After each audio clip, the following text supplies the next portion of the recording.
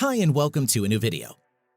Beginning with iOS 16, the keyboard haptic feedback feature is introduced, which enables a slight vibration while typing, allowing you to feel the keys as you press them.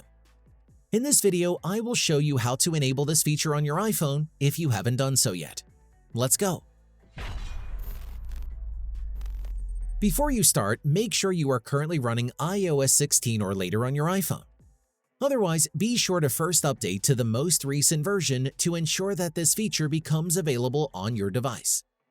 To update an application, open the App Store and tap on the profile icon at the top to go to your account information.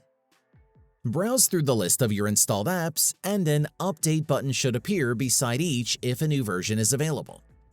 If there is one, make sure to tap on it to install the latest updates. Keep in mind that iOS 16 can only be installed on iPhones starting with the iPhone 8. Now open Settings, navigate to Sounds and Haptics, and then look for Keyboard Feedback. Then make sure to activate the Haptic button from the available configurations. For additional information, the Sound button, on the other hand, creates a tapping effect when any key is pressed.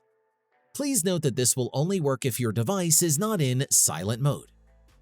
After activating these settings, you should immediately notice a slight buzz with your fingertips whenever you type on your iPhone keyboard.